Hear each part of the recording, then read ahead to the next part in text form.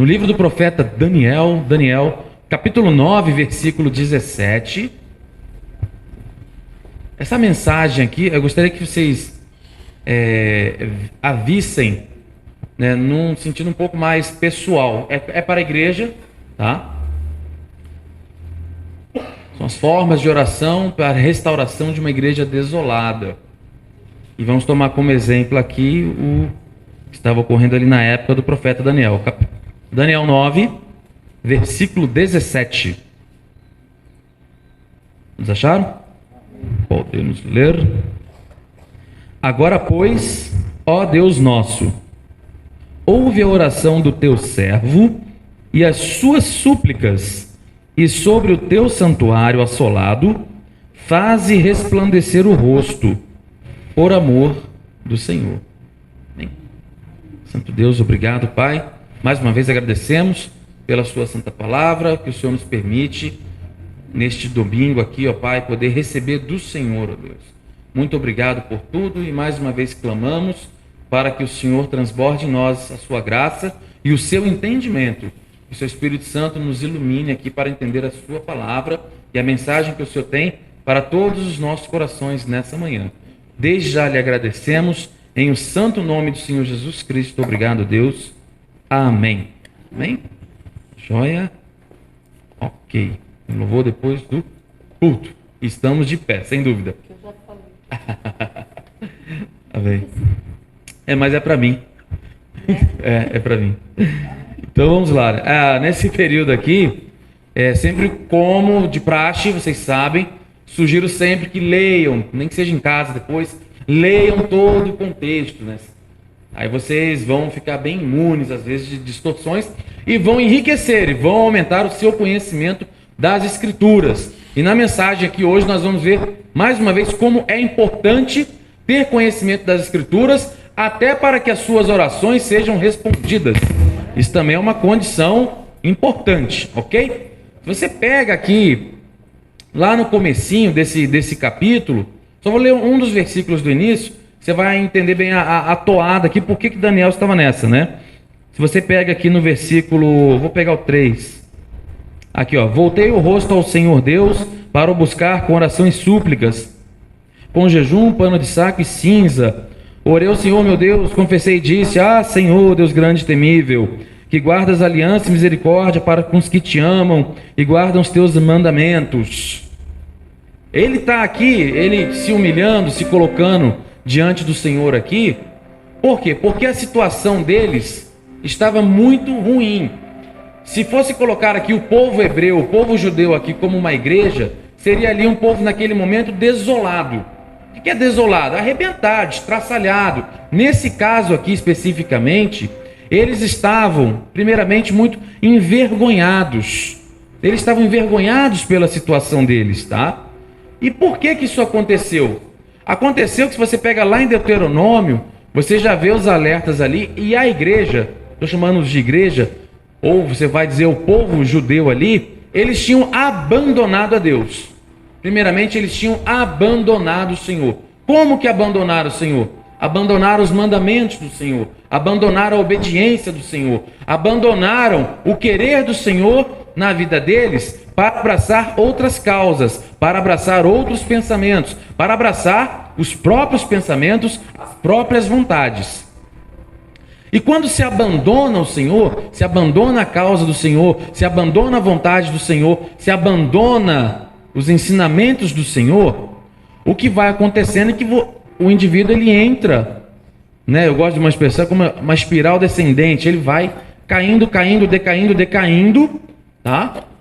E algumas coisas acontecem. Uma delas, pegando o exemplo aqui, que está no livro, do contexto em que essa escritura foi feita, é que o povo de Deus ali estava sob domínio, sob a de baixo, domínio de forças mundanas, de forças ímpias. Como assim? Estava em cativeiro. Ele estava o quê? O alerta foi dado em Deuteronômio. Se você abandona Deus, você vai para uma terra que seus pais não conheceram e vão ali servir um pessoal, umas coisas que vocês nem sabem que tem. Quando se abandona o Senhor, passamos a ficar debaixo do jugo, debaixo do poder de forças ímpias. Então, olha só.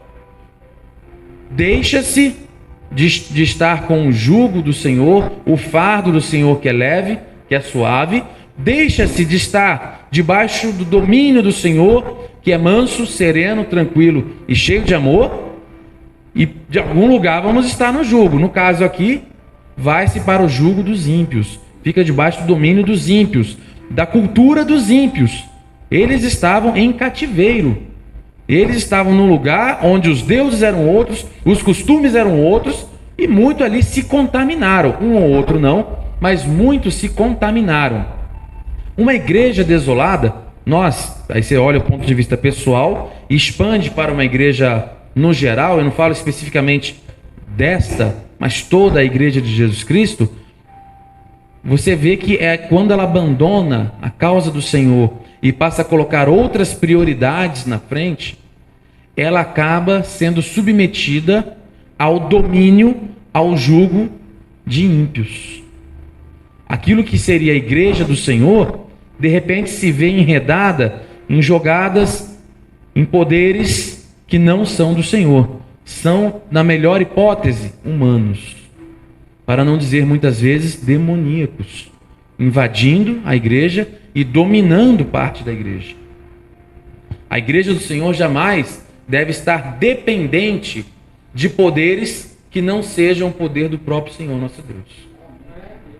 A igreja não pode se submeter jamais. Isso a gente vê como igreja e trazemos para a nossa vida pessoal, porque nós somos a igreja. Nós não podemos jamais negociar a nossa salvação, negociar a graça que o Senhor nos dá em troca de favores ou em troca de benefícios que achamos que podemos ter fora da vontade do Senhor, fora da graça do Senhor. A igreja, ela deve cumprir todas as leis, sim, ela deve cumprir as leis dos homens, deve pagar os impostos dos homens. Jesus mesmo deu esse exemplo.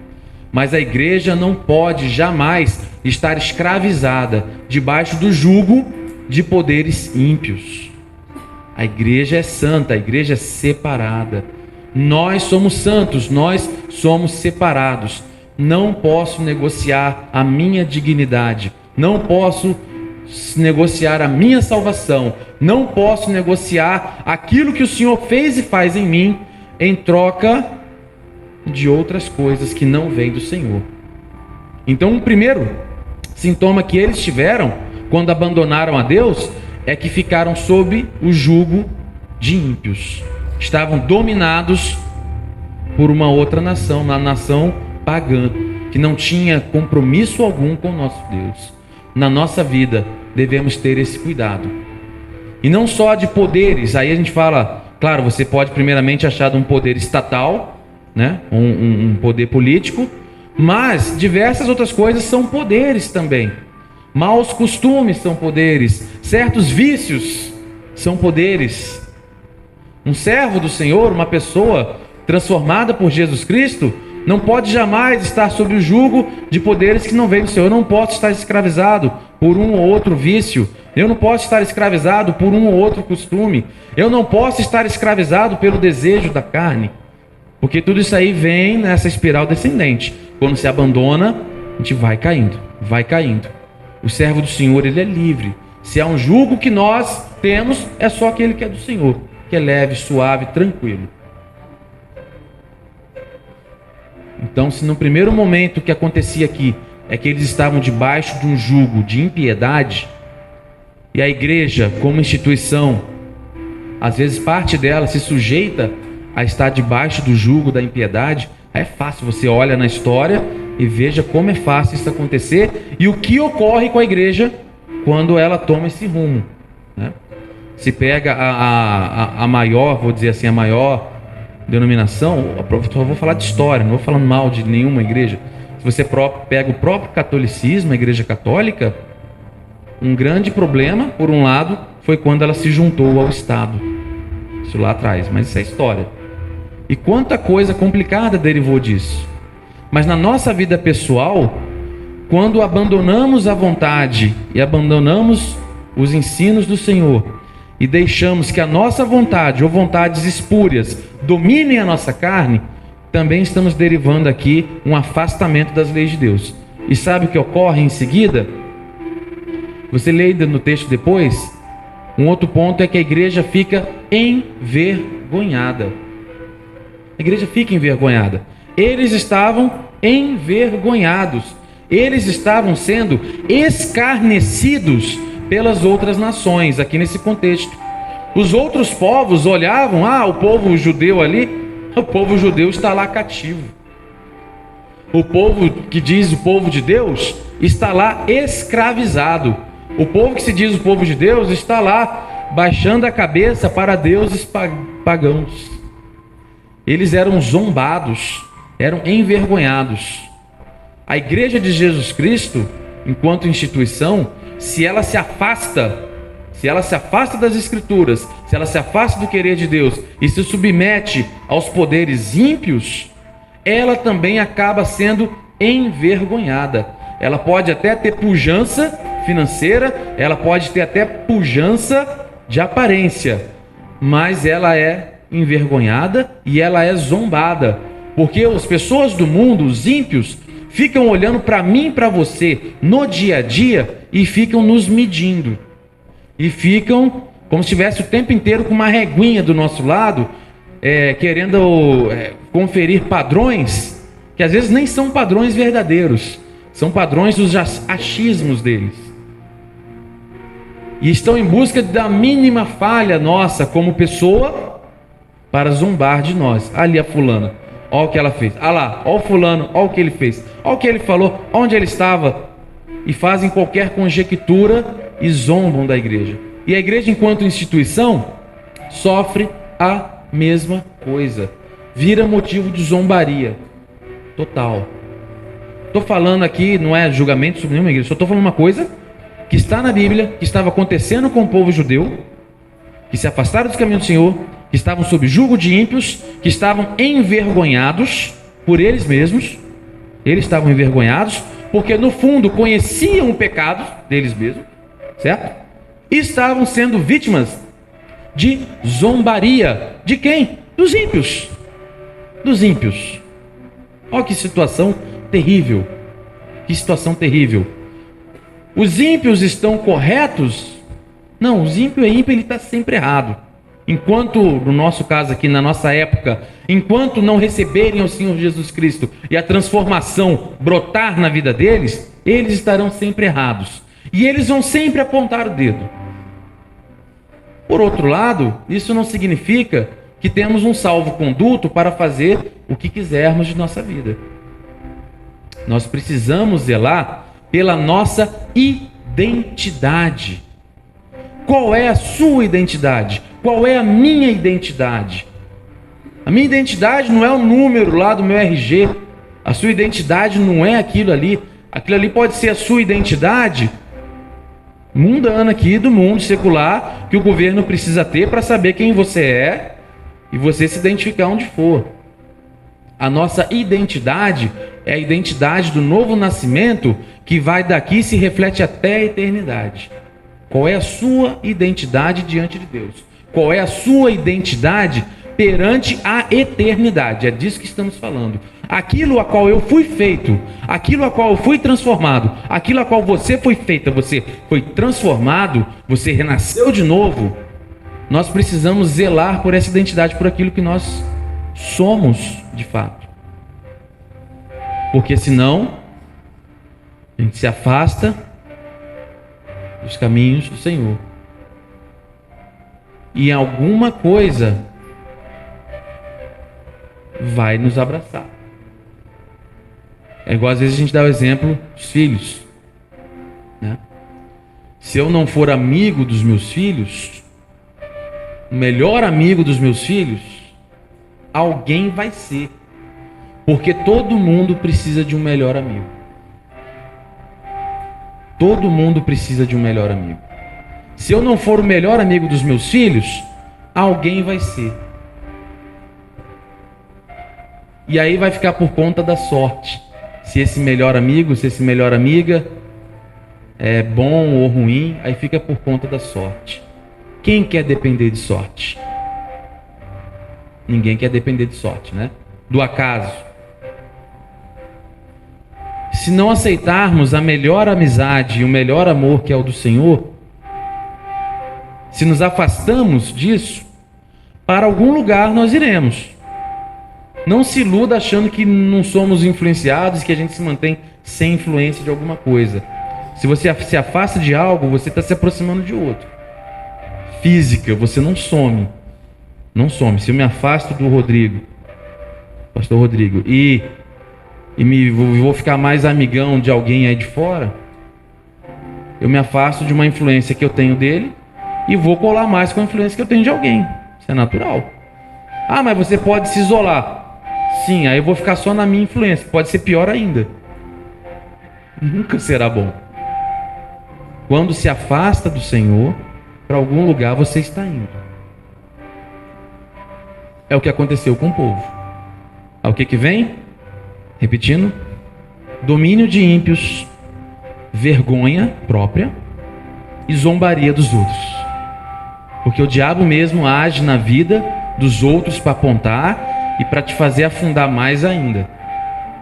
Para acreditar até que não tem jeito, quando na verdade tem. Até para acreditar que não tem jeito. E a pessoa vai se entregando. Mas há uma maneira, existe maneira para libertar uma igreja desolada da decadência em que ela pode cair. Assim como tinha uma maneira aqui de libertar o povo da decadência em que o povo estava. Porque que é vergonha pior do que ser forçado a abandonar sua terra, o lugar dos seus ancestrais. Você imagina, eu sei que para mim é difícil tentar entender isso, né? Acho que talvez para boa parte da gente, porque é assim, né? Eu já venho de um estado para o outro, já voltei para lá nem sei quantas vezes, já voltei para cá não sei quantas vezes, então não tenho muitas raízes, nem aqui nem ali. E se eu olho para os meus avós também, eles estão mais para capixaba que para carioca. Então já não tem muito essa coisa. Mas pega, por exemplo, alguém que vem lá de um interior, de uma região do norte ou nordeste, que sabe que o bisavô, a bisavó eram dali, os avós eram dali, os pais eram dali, eles são dali, os amigos deles estão ali, os primos estão ali, as irmãs, os irmãos, os sobrinhos, cunhados, está todo mundo ali. Ali é o seu lugar. E de repente você é arrancado dali, jogado por um lugar que você não conhecia, nem sabia que existia, e agora você passa a viver debaixo de um sistema que não é o seu, e comidas que não são as suas, orações que não são as suas, deuses que não são seus, regras que você não fazia ideia. Que é humilhação maior que isso? Você ser despersonalizado, despersonificado. Tiram, arrancam a sua identidade. Uma coisa para você destruir alguém é tirar a identidade dessas pessoas, né? O nazismo, se você pega na história lá, o nazismo buscou fazer isso. Tirou os indivíduos ali, né? O judeu, o cigano, comunista, testemunho de Jeová, esse pessoal todo aí tirou da onde eles viviam, jogou primeiro em guetos, né? Primeiro só podiam morar em determinados bairros ali, ó. Aí dali para o campo de concentração, não foi um pulo, né? Tirava a identidade dessas pessoas. O pecado busca tirar a nossa identidade em Jesus Cristo. O afastamento do Senhor vai despersonificando quem somos. Mas aqui Daniel mostra para a gente que há maneiras de se restaurar. Porque apesar da mentira do diabo que joga em nossos ouvidos que de determinada coisa a gente nunca se liberta, ou que a gente, né, que a igreja, o caminho é cada vez mais se vender aos poderes econômicos ou políticos, ou seja o que for, ou que joga na nossa vida que cada vez mais você vai se afundar numa coisa ou em outra, ou vai ter costumes que não deve, mas não se liberta e continua, ou em vícios, ou seja em que for. O diabo joga isso, mas isso é uma mentira, porque há maneiras de se libertar. E aqui pode parecer curioso, mas uma primeira coisa que Daniel faz aqui é que ele não apenas ora, mas ele vai primeiro nas Escrituras. Veja no texto. Primeiro ele vai nas Escrituras. Pode parecer estranho, mas oração, né? Oração é importantíssima, é imprescindível. Mas tão imprescindível quanto oração é conhecer as Escrituras. E quer ver isso muito simples? Evangelho de João, capítulo 15, versículo 7, que todo mundo conhece. Todo mundo conhece. João 15, 7. Quer ver como é que é importante conhecer as Escrituras? Para que as orações sejam respondidas, não basta orar, tem que conhecer a Escritura.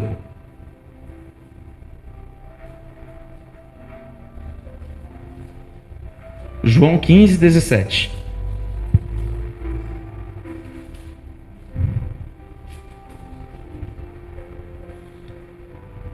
Opa, escrevi errado.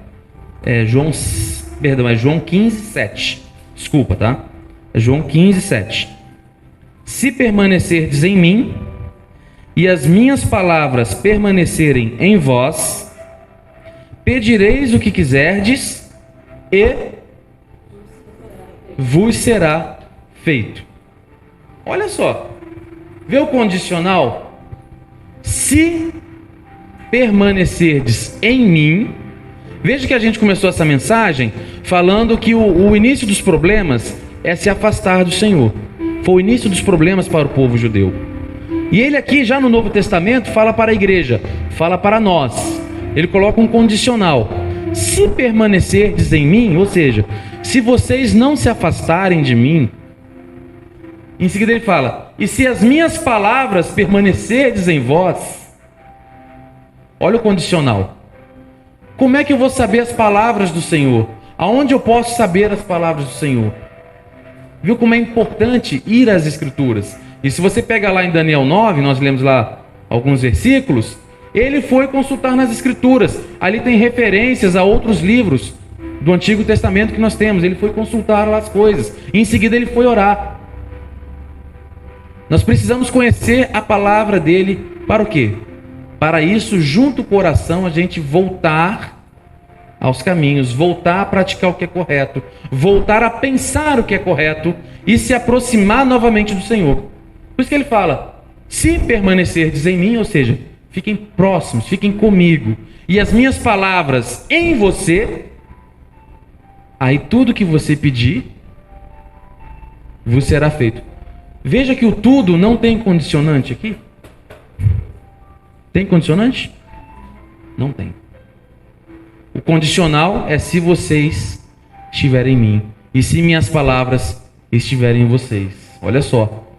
Se isso ocorrer, tudo que você pedir vos será feito. Quer que as orações sejam respondidas? Queres? Se aproxime cada vez mais do Senhor. Conheça cada vez mais as palavras do Senhor. E aí você ora. E Ele está te dizendo aqui que as suas orações serão respondidas. Vos será feito. Vos será feito. Você crê? Eu creio. Muito. Porque há algum tempo, eu percebi, há um bom tempo atrás, eu percebi que quanto mais a gente conhece do Senhor, quanto mais a gente se aproxima dEle, o nosso querer, ele vai sendo aperfeiçoado, ele vai ficando ali, o querer, na verdade, é o querer santo e perfeito dele na minha vida, e eu vou desejando aquilo que é o melhor, que é o de fato que ele mesmo planta em mim, e ele acaba realizando em mim, e ele acaba realizando em você o querer santo e perfeito dele. Ou seja, quando nós condicionamos a nossa vontade, quando nós alinhamos aquilo que era a nossa vontade com o que é a vontade do Senhor, isso vai sendo realizado. Tudo isso vai sendo realizado. Mas quando o nosso egoísmo não permite, quando a nossa própria, o eu, não deixa, então eventualmente você pode até orar. Pode até orar. Mas aí vai estranhar. Não responde, não responde. E alguém vai até te dizer com verdade, às vezes não é o tempo. De fato, é verdadeiro. Para tudo há um tempo. Mas às vezes você pode falar, mas por que não acontece? Aí é hora de reavaliar. Estou orando corretamente? O que é orar corretamente? Estou orando para o quê?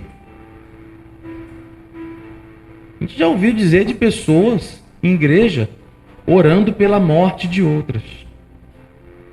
Em igreja. Tem uma pessoa que é conhecida, né? Nem vou chamar de amiga, porque amiga foi amiga e não é mais, há muito tempo. Nossa, né? Aqui no município, estava numa igreja e nessa igreja tinha uma outra pessoa que era meio conhecida e teve um problema ali com uma pastora, certo? E essa pastora lá fez lá uma campanha de oração para que Deus levasse para a cova o desafio. Isso é sério. Isso é sério, né? Depois pergunta a Ione, ela sai daqui e pergunta a Ione ali, ela te conta essa história. É que eu posso falar que acho que ninguém aqui conhece a pessoa, né? Tirando a Julie, mas acho que não sabe quem é. Conhece, mas não sabe. E fez ali uma campanha de oração para Deus descer a cova, né? A indivídua, sei lá. Não sei lá por qual motivo, realmente a pessoa ela se suicidou logo na sequência. Aí a pessoa que me participa de uma campanha de oração numa igreja para que Deus mate alguém,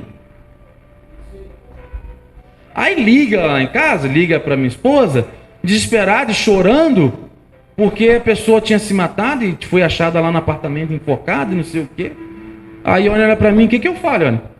Olha, fala para ela que não foi Deus que fez isso, mas é o que ela estava pedindo, é para ela ficar feliz agora, porque a outra pessoa está morta lá e é o que ela queria. Isso é problema dela, não tem, gente.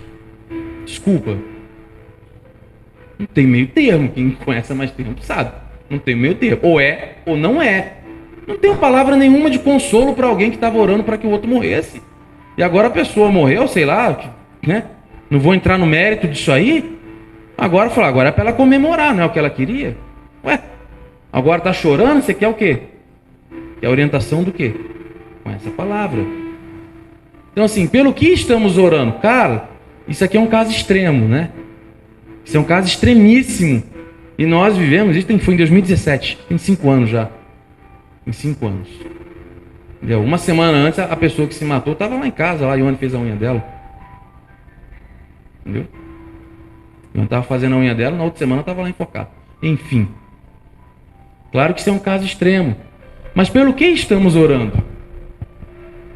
Se você se aproxima do Senhor, você conhece as Escrituras, a sua vontade ela é aperfeiçoada também. Os seus desejos, os seus anseios vão se tornando anseios nobres. Entendeu? Agora há pouco conversávamos aqui com o senhor que veio aqui, que mora aqui para cima, que até conhece um pessoal que esteve aqui sábado retrasado. Aí com esse eu consegui um contato. No dia que alguma família esteve aqui, não tinha um contato para passar, eu até lamentei com a Ione. Falei, olha, eu precisava ter um contato de alguém ali. Eu queria muito que estabelecer um contato. E me aparece uma pessoa e agora tem. Nós temos um desejo nobre de levar o evangelho, seja para quem for, em todos os lugares. Qual é o desejo que move seu coração? Pensa nisso. Mas ok. E o que mais? O que mais aqui é que você vê no capítulo 9, ele confessou os pecados dele a Deus. E tem uma lista, capítulo 9 é de Daniel. E tem uma lista de coisas ruins e terríveis, eles deram nomes. Não florearam, não floreou. E pediu perdão a Deus, confessou e pediu perdão. Então, se a igreja, ou como instituição, ou como indivíduo, que na verdade somos, a igreja, por algum momento se afastou, ou um pouco que seja, se afastou, mas tomou a consciência que precisa retornar, ou temos a consciência que precisamos cada vez mais estar próximos, e temos a consciência que cada vez mais precisamos conhecer as Escrituras, e alinhar a nossa vontade a dele. Uma outra coisa que é nomear a Deus os nossos pecados e pedir perdão, porque as Escrituras dizem que ele perdoa e os pecados são apagados. São apagados, são esquecidos. Não importa aquilo que eu fiz antes, os erros mais cabeludos que tenham sido, eu me arrependi e pedi perdão a Deus. Ele me perdoa e em seguida Ele me olha como se eu nunca tivesse feito nada daquilo. Como se nunca, do meu ponto de vista, porque eu lembro. Mas Deus diz que Ele esquece. Mas como Deus esquece? Ele tem poder para esquecer. É um poder que eu gostaria de ter. Um poder de esquecer. Às vezes eu menciono, né? As pessoas falam, você tem uma memória. Eu já passei a acreditar nisso, né? De ter uma memória assim, sabe? Porque você escuta isso desde criança. Você escuta isso desde que, nossa, tem muita memória, você lembra de tudo. E a gente passa a acreditar. E com o tempo a gente vai vendo que ter uma memória, né, muito boa é uma bênção por um lado, parece que é uma maldição pelo outro, justamente porque você fica lembrando daquilo que queria esquecer. Mas Deus tem o poder de esquecer. E Ele olha para mim e para você como se nunca nada daquilo tivesse acontecido. Para Ele estar limpinho, igual um neném que acabou de sair do banho, cheirosinho com talquinho que a mamãe colocou. Deus nos olha assim. Sabe, um nenenzinho cheirosinho? Sabe aquela coisinha fofinha? A pura, límpida pureza de vida e a inocência. Deus te olha assim depois que você confessa a Ele e pede perdão. Não importa toda a sujeira que tenha feito, para Ele estar limpinho. Ah, mas eu vou voltar a errar? Vai. E vai pedir perdão e está limpo. Porque o sangue do Senhor Jesus Cristo purifica de todo o pecado, não importa qual. E apaga, e o amor de Deus apaga toda a multidão dos pecados. Não importam quais. Mas esses passos são necessários. Esses passos são necessários. E por último, é uma coisa que já foi mencionada aqui em outros momentos, a gente lembra e relembra das misericórdias passadas. A gente lembra de tudo que o Senhor já nos fez. Nos lembra de tudo que Ele já nos libertou. Nos lembramos de tudo que Ele já nos perdoou. E vamos lembrar lá de Hebreus, acho que Hebreus 13:8, acabei escrevendo aqui, que Jesus Cristo é o mesmo. Como você vai ver por escrito por aí, ontem, hoje e sempre, não sei se falei a referência certa, mas o versículo, né, ele está correto. Jesus Cristo é Hebreus 13:8, é isso mesmo. O que quero dizer com isso? Que o caráter do Senhor jamais muda. O mesmo, tá certo? Obrigado. O mesmo Senhor que lá na antiguidade ainda zelou pelo povo dele, mesmo quando o povo estava afundado na desobediência, na vergonha, na zombaria. O mesmo Senhor que exerceu misericórdia para com aqueles. O mesmo Senhor que quando na cruz, sendo ali, né, vilipendiado, desrespeitado, zombado, humilhado, escorchado de todo jeito, olhou para aquela turba, para aquela massa de gente e pede ao Pai: perdoe-os, não sabem o que fazem. Esse mesmo Senhor hoje tem o mesmo caráter daquelas épocas. Ele tem o mesmo caráter de sempre. E assim como em todas essas épocas, apesar da desobediência, apesar da desolação, apesar do erro, apesar das fraquezas humanas, Ele continuou amando, perdoando e restaurando o seu povo. O que quer dizer para nós que o caráter dele hoje te ama, te perdoa e te restaura. Não importa o quão desolado ou desolada possa estar a sua vida ou tenha estado sua vida. Esse não é o importante. O importante é o que Ele faz. O importante é o caráter do Senhor, o caráter imutável de Deus. Amém? Uma mensagem que é um pouco mais doutrinária, Sei que às vezes ela pode ser um pouquinho maçante, mas ela também é necessária, né? Que o Senhor nos abençoe grandemente. Vamos orar? Ainda tem um louvor. Santo Deus, obrigado, Pai. Nós honramos ao Senhor, glorificamos o seu nome, pela sua misericórdia, pelo seu caráter imutável, Pai, por seu amor para conosco, e clamamos a Ti, ó Deus, que nos instrua, Pai, na sua palavra, e nos ajude para termos aqui os melhores desejos e anseios que o Senhor mesmo há de realizar em nossas vidas. Nós confiamos em Ti, ó Deus, e nós clamamos ao Senhor a restauração dia a dia das nossas vidas enquanto sua igreja, para que o Senhor venha nos lapidar, ó Pai, naquilo que falta, para irmos, ó Deus, a cada dia atingindo a perfeição, ó Pai, até o dia em que estaremos contigo. Nós assim cremos, assim já lhe agradecemos, confiando que o Senhor fará mais uma vez. Obrigado, em nome do Senhor Jesus. Amém. Graças a Deus.